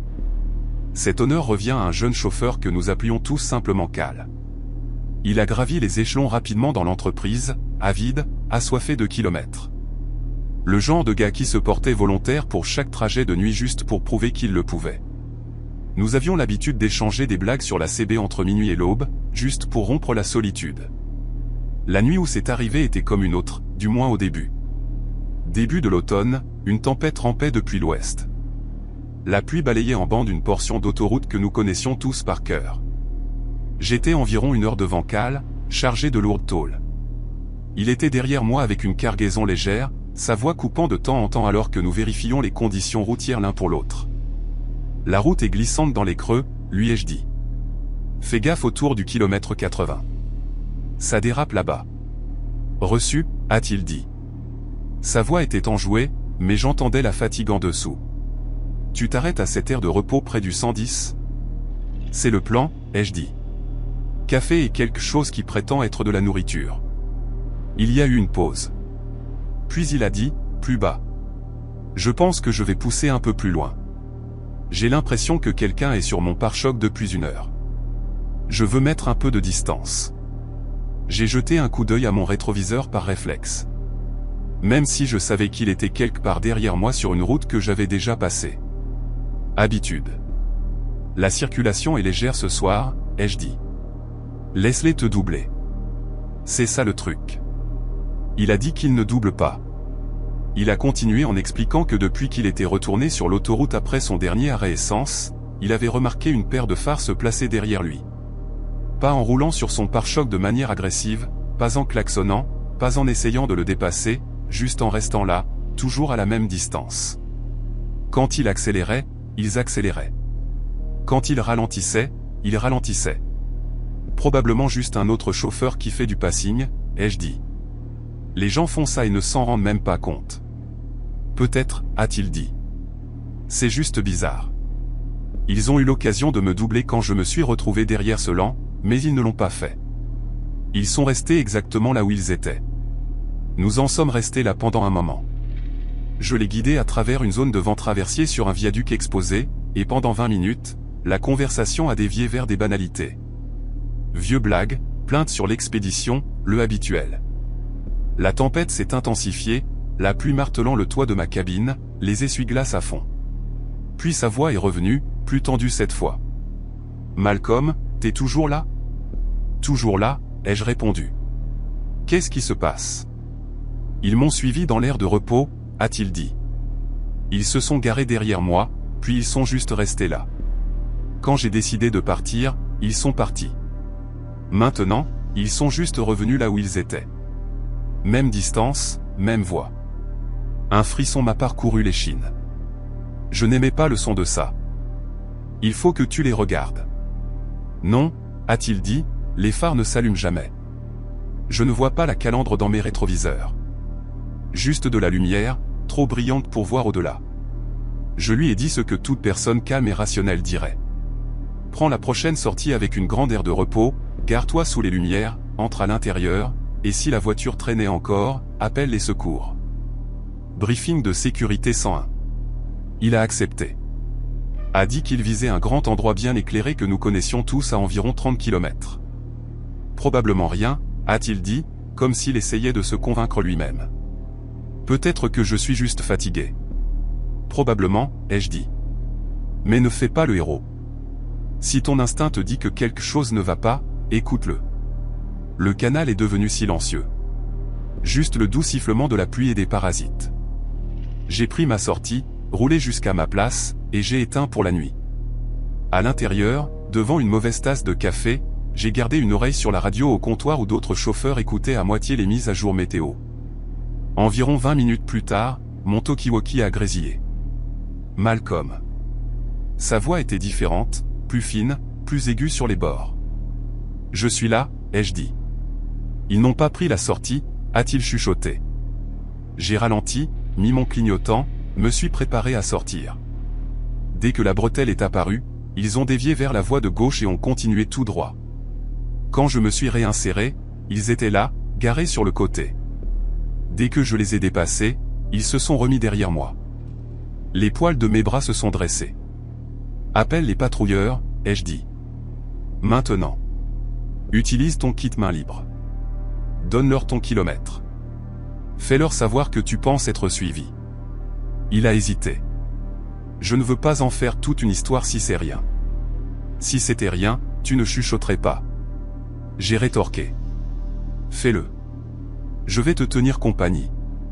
J'ai attrapé mon propre téléphone, prêt à appeler si jamais il reculait. Sur la radio, j'ai entendu qu'il bougeait sur son siège, le cliquetis des boutons. Avant qu'il ne puisse dire autre chose, un son différent est passé. Un tapotement rythmique et doux, comme des jointures sur du métal. C'est plus proche, a-t-il dit. Les lumières sont juste sur l'arrière de ma remorque maintenant. Je ne vois même plus la route derrière moi. Juste du blanc. Sors à la prochaine sortie, ai-je dit. N'importe quelle sortie. Prends des gens autour. Ne t'arrête pas quelque part où c'est vide. Le silence s'est étiré. Puis il a chuchoté. Il y a quelqu'un debout dans les lumières. J'ai senti ma bouche devenir sèche. Qu'est-ce que tu veux dire? Dans le rétroviseur, a-t-il dit. Sur l'accotement, juste au bord des phares. Comme une silhouette. Il ne bouge pas. Les bras sont trop longs. Je ne vois pas de visage. C'est juste, pas normal. Continue à conduire, ai-je dit. Ne t'arrête pour rien. Les patrouilleurs peuvent te rejoindre. Mets tes warnings. Reste dans la voie de droite. Un autre coup a retenti sur la radio. Plus proche. Il a inspiré profondément. Il frappe aux portes, a-t-il dit. À l'arrière de la remorque. Tu entends ça? Il frappe. Le son est passé plus clairement alors, transmis par le micro ouvert qu'il avait près de lui. 3 coups lents et délibérés, le même motif encore et encore. Ça sonne comme toi, a-t-il dit, la voix brisée. Tu entends ça? Ça sonne comme toi, Malcolm. Comme si tu étais là-bas et que tu demandais à entrer. Quelque chose de glacé s'est glissé dans mon échine. Mon pote, je suis 1 heure devant toi, garé dans un dîner. Tu sais ça. T'es juste en train d'entendre des choses. Ils disent mon nom, a-t-il chuchoté. Dans ta voix. Dans la voix de ma mère. Dans des voix que je ne me souviens pas mais que je devrais. Ils demandent si gentiment. S'il te plaît, Cal, laisse-nous entrer. Il fait froid ici. On est derrière toi depuis si longtemps. La radio a grésillé. Pendant un moment, tout ce que j'ai pu entendre était le martèlement de mon propre cœur dans mes oreilles. J'ai ouvert la bouche pour lui dire de tirer son frein de tracteur et de rester là jusqu'à ce que les forces de l'ordre arrivent, même si cela signifiait bloquer une voie. Les parasites ont rugi.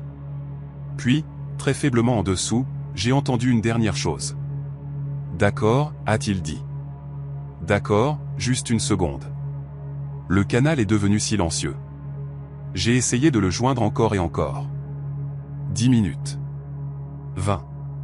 D'autres chauffeurs sont intervenus, demandant qui j'appelais, demandant ce qui se passait. Je ne pouvais pas leur donner une réponse qui ne sonnerait pas folle. Finalement, j'ai appelé la patrouille routière moi-même, leur ai donné son indicatif, sa position approximative, ce que je savais. Ils ont trouvé son camion quelques heures plus tard, garé proprement sur un espace de dégagement vide. Moteur éteint, warnings éteints, toutes les lumières éteintes, remorque scellée. Aucun signe d'effraction. À l'intérieur de la cabine. Le carnet de bord ouvert sur le tableau de bord. Le café encore chaud dans le porte-gobelet. La portière du conducteur verrouillée de l'intérieur. Aucun signe de Cal. Officiellement, ils l'ont déclaré disparu. Il y a eu des affiches pendant un moment, des réunions de l'entreprise sur la sécurité, sur le signalement des comportements suspects. Les gens chuchotaient des théories dans les salles de pause. Certains disaient qu'ils s'étaient garés, étaient partis dans les bois et avaient décidé de ne pas revenir. D'autres parlaient de crimes, de carjacking qui avaient mal tourné, d'enlèvement. Je n'ai jamais parlé des coups qui passaient à la radio, de la façon dont sa voix était passée de l'agacement à la terreur à un calme étrange, de ce dernier, d'accord, prononcé comme quelqu'un ouvrant une porte qu'il savait devoir garder fermée. Maintenant, quand je roule sur ce tronçon d'autoroute, je garde ma CB éteinte. Je me dis que c'est parce que je suis fatigué des bavardages, des absurdités, d'écouter des gamins comme Cal prétendre qu'ils sont invincibles.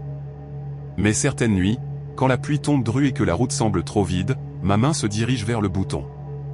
2 fois, j'ai cédé et je l'ai allumé pour me tenir compagnie. 2 fois, en quelques minutes, le canal 19 s'est rempli de parasites lointains et faibles qui semblaient presque se façonner en une voix familière.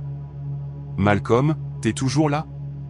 Les 2 fois, j'ai tendu la main et éteint la radio si fort que le plastique a cliqué. Il y a des choses auxquelles on ne répond pas ici. Certains coups qu'on fait semblant de ne jamais entendre.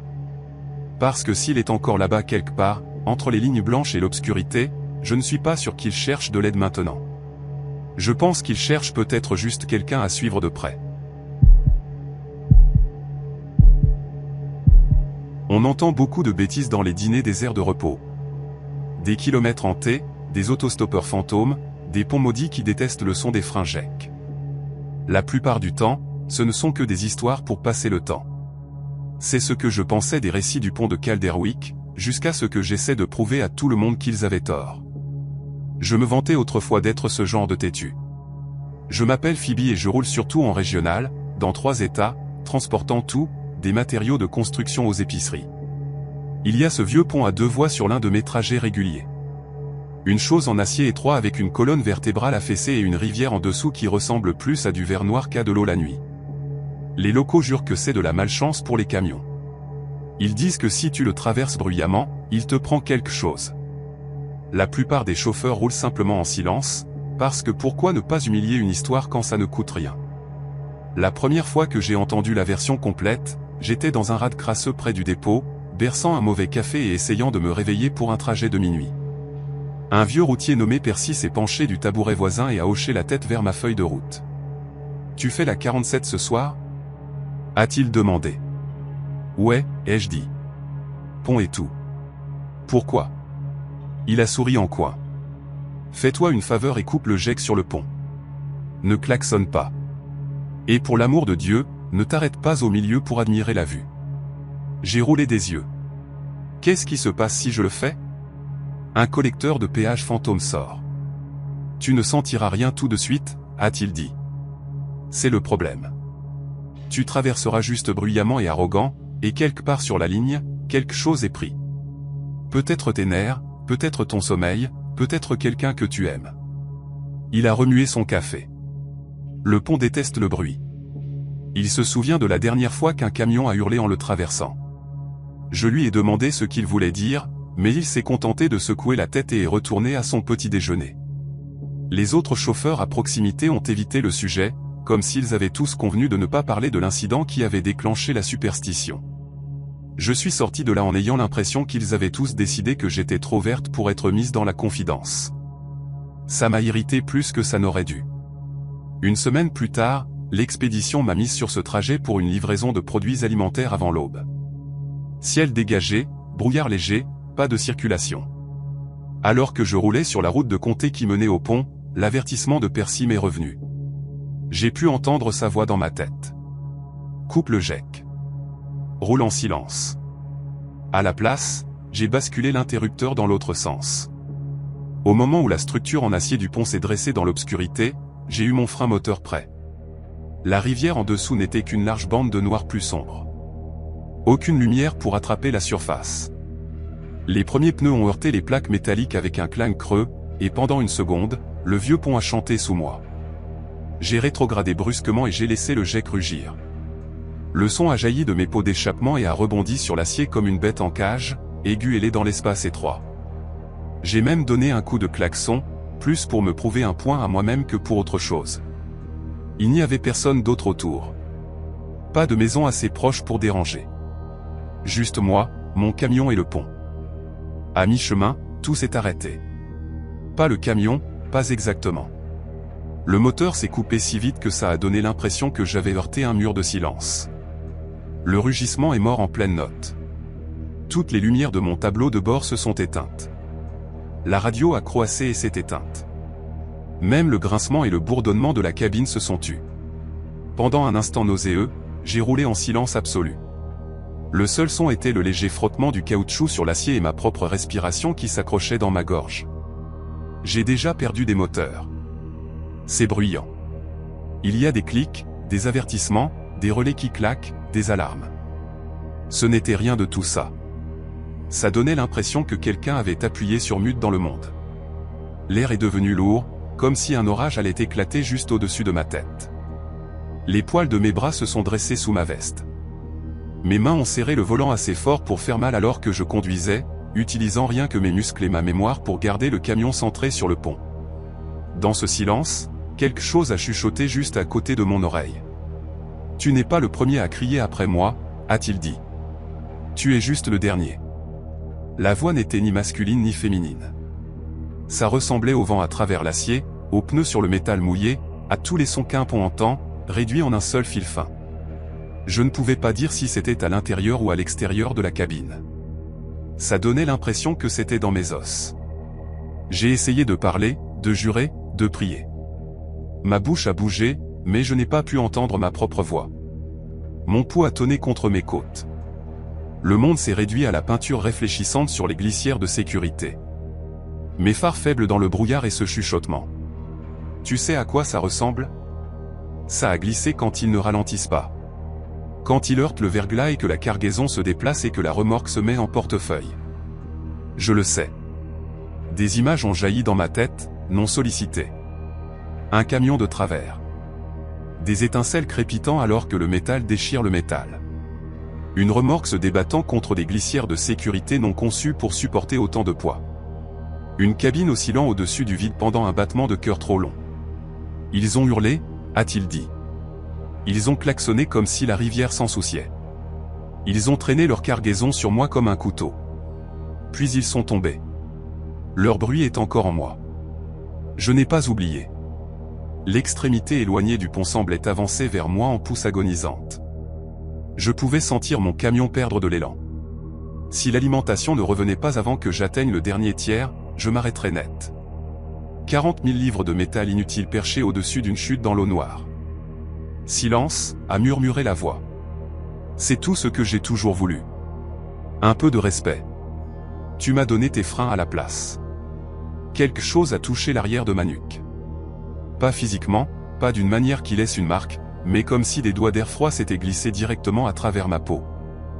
Des éclairs soudains et nets de ma vie ont défilé dans mon esprit. Mon père m'apprenant à conduire une voiture à changement de vitesse dans un parking vide.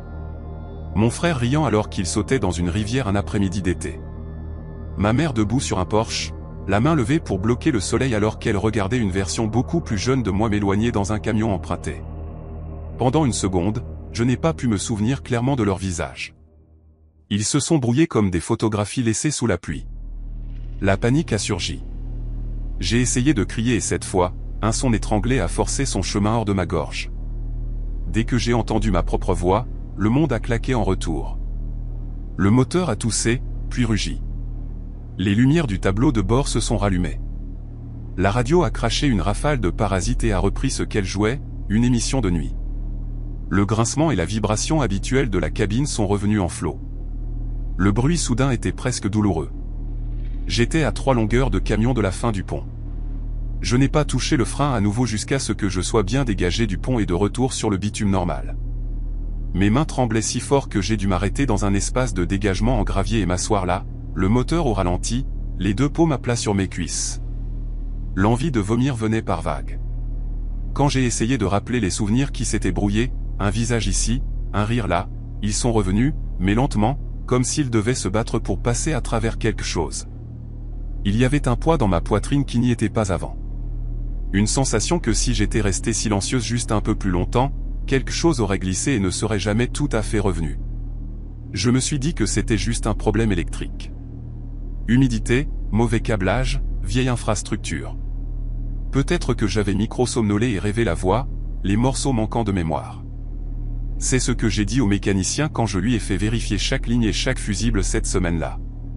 Il n'a rien trouvé de mal. Plusieurs jours plus tard, un chauffeur d'une autre entreprise est passé dans le même dîner où j'avais entendu l'avertissement de Percy. Il était pâle, ses mains tremblantes autour de sa tasse. « T'as entendu parler de l'accident sur la route de Comté ?» a-t-il demandé à qui voulait l'entendre. Un gars qui transportait du bétail. Le moteur est mort en plein milieu du pont de Calderwick. Toute l'alimentation coupée. Le temps qu'il rallume, sa remorque a glissé. Il est passé à travers la glissière. La pièce s'est tue. L'un des vieux chauffeurs a murmuré une prière. Percy a croisé mon regard et l'a tenu un peu trop longtemps. Ce pont prend ce qu'on lui doit, a-t-il dit plus tard quand nous étions seuls dehors. Tu peux le traverser en silence, montrer un peu de respect, et peut-être qu'il te laisse tranquille.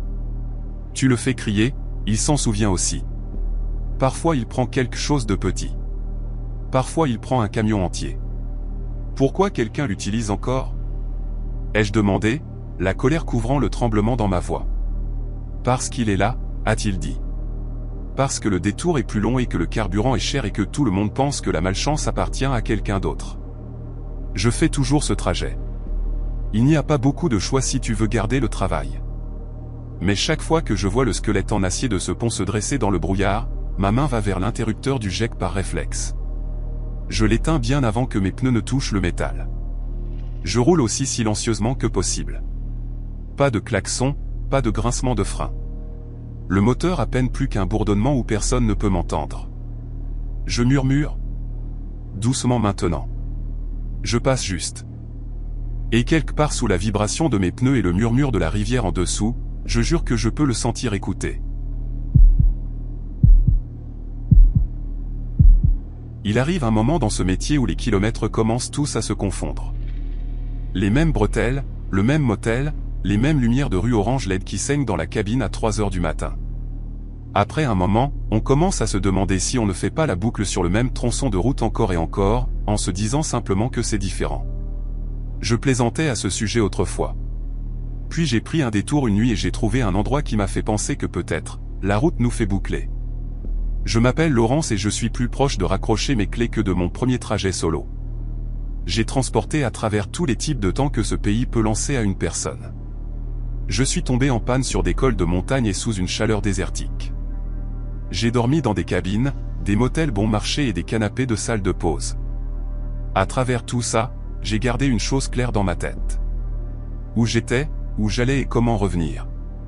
La nuit où ça a changé, il y avait un accident plus loin sur mon autoroute habituelle. J'étais déjà en retard, transportant des marchandises sèches avec une fenêtre serrée quand le panneau au-dessus a commencé à clignoter à propos d'un gros carambolage près du kilomètre 180. Des alertes de trafic ont retenti sur mon tableau de bord. Mon GPS a émis un bip et a suggéré un itinéraire alternatif pour gagner du temps. Normalement, je ne fais pas confiance à ces détours suggérés. La moitié du temps, il vous envoie sur des routes qui sont bien pour les voitures et l'enfer pour un 53 pieds. Mais j'ai pu entendre le ton dans la voix de l'expéditeur plus tôt. Cette arrête qui dit « On a vraiment besoin de celui-ci à l'heure ». J'ai regardé l'horloge, regardé le petit chemin en surbrillance qui s'incurvait sur une route d'État, et j'ai pensé, juste cette fois. La bretelle de sortie pour le détour était une que je n'avais jamais prise auparavant. Une lèvre de béton étroit menant vers des arbres plus sombres. Le rugissement blanc constant de l'autoroute s'est estompé derrière moi alors que je me suis inséré sur une route à deux voies qui semblait plus ancienne que tout le reste autour. L'asphalte était plus lisse que je ne l'attendais, cependant, et les accotements étaient propres. Le point GPS est resté centré sur sa ligne bleue, rassurant comme un battement de cœur. Environ une heure plus tard, mon indicateur de carburant est descendu plus bas que je ne l'aimais. J'avais prévu de faire le plein avant l'accident, mais avec le détour, j'avais manqué mon aire de repos habituel. J'ai commencé à surveiller les bords de route plus attentivement, cherchant des panneaux d'essence, des épiceries, n'importe quoi. La forêt pressait des deux côtés, lourde et sombre. J'ai passé quelques maisons de ferme sombres, un dîner fermé, une station-service avec des planches sur les fenêtres. Juste au moment où j'allais faire demi-tour et risquer de revenir en arrière, un panneau est apparu dans mes phares. Fond blanc, lettres rouges ternies par l'âge. Aven des camions de Calderic, 1 km. En dessous, en plus petits caractères, diesel, repas chaud, douche, ouvert 24 heures depuis 1954. Je roulais dans cette région depuis 30 ans. Je n'avais jamais entendu parler de Calderic. Je me suis dit que c'était juste un vieux endroit familial qui n'avait jamais dérangé avec des panneaux sur l'autoroute. Il reste des poches comme ça où le monde oublie de se mettre à jour. Mon voyant de carburant bas s'est allumé. Décision prise. L'allée est apparue rapidement, un virage serré à droite entre des pins penchés. J'ai fait entrer le camion, les pneus crissant sur le gravier, et les arbres se sont écartés pour révéler une aire de repos pour camions sortis tout droit d'une autre décennie. Le bâtiment principal était long et bas avec un toit en pente et une enseigne au néon qui bourdonnait Calderic en rouge et bleu. Les fenêtres du dîner brillaient chaudes. Les pompes à l'avant avaient des cadrans analogiques et des autocollants délavés. Une poignée de camions et de voitures étaient dispersés autour du parking. Tous des modèles plus anciens, mais en bon état, comme s'ils étaient sortis d'un parking il y a 20 ans et n'étaient jamais repartis. Le soulagement m'a traversé. Des gens, la promesse de nourriture chaude et de carburant.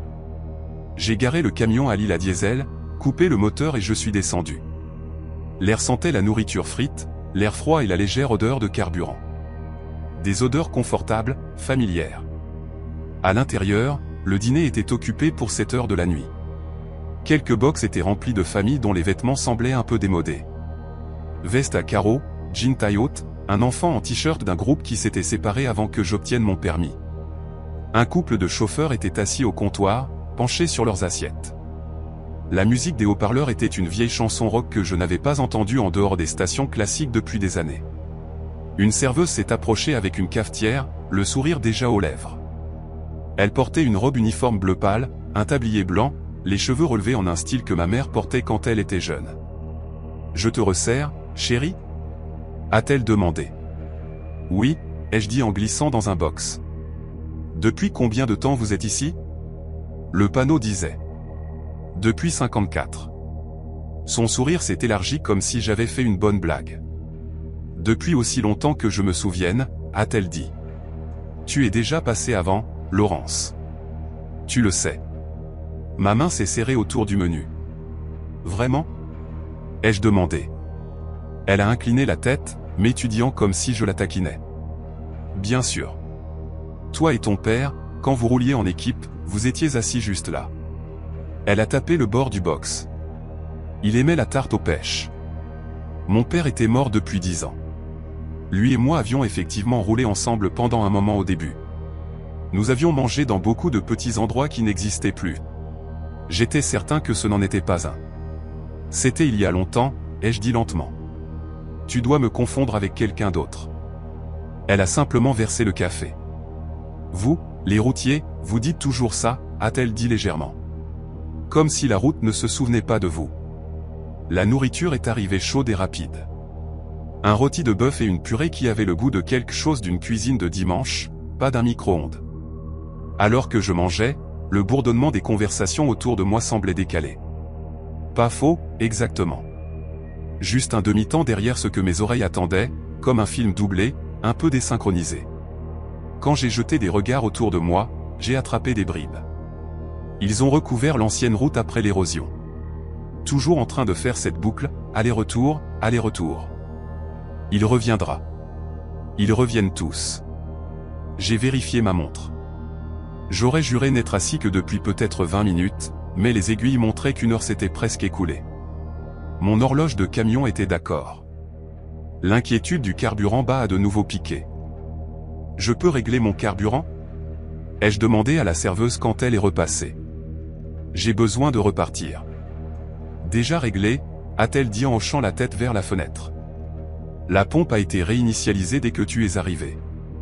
Le réservoir est plein. Tu n'as qu'à régler ton addition et te remettre en route. Long trajet devant toi ce soir. Ça n'avait aucun sens. Je n'avais pas passé de carte, je n'avais pas actionné d'interrupteur. Je n'avais même pas encore mis la buse. Mais quand je suis retourné dehors, l'aiguille était près du plein, les chiffres de la pompe à zéro, comme si je ne les avais jamais touchés. Je suis retourné à l'intérieur pour payer. L'homme derrière la caisse avait l'un de ces visages que l'on a l'impression d'avoir vu dans 100 endroits. La quarantaine, les cheveux clairsemés, des yeux gentils qui étaient un peu trop perçants. « Tu roules dur cette semaine ?» a-t-il demandé en enregistrant sans regarder les boutons. « J'ai l'impression de rouler depuis toujours, ai-je dit. » Les mots sont sortis avant que je ne puisse les arrêter. Il a gloussé. « La route peut faire ça, mais tu finis toujours par revenir là où tu as commencé, d'une manière ou d'une autre. » Le total sur le petit écran vert a fait tressaillir mon cœur. C'était moins que ce que j'avais payé pour un repas et une douche il y a 20 ans. Quand j'ai tendu ma carte, il a secoué la tête. « Argent liquide seulement ?» a-t-il dit. Comme toujours. Je n'aime pas donner de l'argent liquide sur la route, mais le billet dans ma poche semblait lourd. J'ai payé, pris mon reçu et y ai jeté un coup d'œil. La date était floue. L'année ressemblait plus à un 4 et un 7 qu'à quoi que ce soit du 21e siècle. Et, ai-je dit. Mais quand j'ai levé les yeux, l'homme s'était déjà retourné, parlant au client suivant. De retour dans la cabine, je me suis assis une minute, les mains sur le volant. Mon téléphone montrait un signal fort, mais quand j'ai essayé d'ouvrir mes cartes, l'appli a gelé, puis m'a renvoyé à l'écran d'accueil. L'unité GPS montée sur mon tableau de bord montrait toujours mon point bleu sur une route, mais le nom de l'aire de repos n'y était pas. Juste un gris vide là où Calderic aurait dû être. Je suis parti quand même. Les lumières du parking ont balayé mes rétroviseurs, puis se sont éloignées alors que je tournais sur la route d'accès étroite. Les arbres se sont refermés. Pendant un moment, dans le reflet, le bâtiment avait l'air différent. Fenêtres sombres, enseigne éteinte, quelques pompes manquantes. Puis le virage l'a fait disparaître de la vue. L'autoroute sur laquelle je me suis réinséré semblait la même que celle que j'avais quittée. Mais mon horloge racontait une histoire différente. J'avais perdu plus de 2 heures. Il n'y avait aucun moyen pour que l'arrêt, le repas et le carburant aient pris autant de temps. Aucun moyen. Et pourtant, c'était là. J'ai fait ma livraison en retard, mais pas assez pour perdre la cargaison. L'expédition a grogné et a continué. Pendant ma journée de repos, par entêtement ou par peur, ou les deux, je suis allé en ligne et j'ai essayé de trouver Calderic. J'ai trouvé une nécrologie pour un homme nommé Calderic, qui avait tenu une aire de repos sur une route d'État dans les années 70. L'endroit avait brûlé dans un incendie électrique en 1981. 3 morts.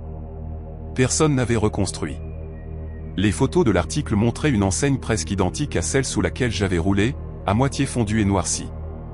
Il n'y avait aucune inscription commerciale récente.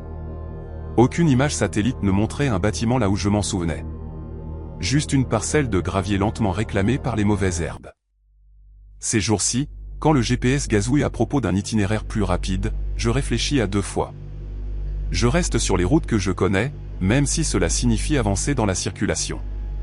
Les nuits où je suis si fatigué que les lignes commencent à scintiller et que l'idée d'un repas chaud dans un dîner tranquille semble être le paradis, je garde un œil sur les panneaux. De temps en temps, du coin de l'œil, je jure apercevoir qu'Alderic Struckhaven clignoter sur un vieux poteau penché, une flèche pointant vers une route secondaire que je n'ai jamais prise. Mes mains se serrent sur le volant et je continue. Je n'ai plus peur de me perdre. Pas le genre de perdu habituel. C'est l'autre genre qui m'inquiète. Celui où tu t'arrêtes quelque part qui ressemble plus à un souvenir qu'à un endroit. Et quand tu pars, tu n'es pas tout à fait sûr que le monde dans lequel tu roules est exactement le même que celui que tu as quitté. J'ai passé ma vie à trouver mon chemin de retour à la maison. Je suis trop proche de la fin pour risquer de me retrouver quelque part où les cartes ont oublié. Si vous avez aimé ces histoires, n'oubliez pas de vous abonner à les récits d'horreur de Monsieur Mystique et d'activer les notifications pour ne manquer aucune de nos prochaines plongées dans l'inconnu. Partagez vos propres expériences de la route ou vos rencontres nocturnes dans les commentaires ci-dessous, car vos histoires pourraient bien être le prochain mystère que nous explorons. Bonne route, et méfiez-vous des chargements que vous ne voyez pas sur le manifeste. Certains sont plus lourds que tout ce que vous pouvez peser sur une balance.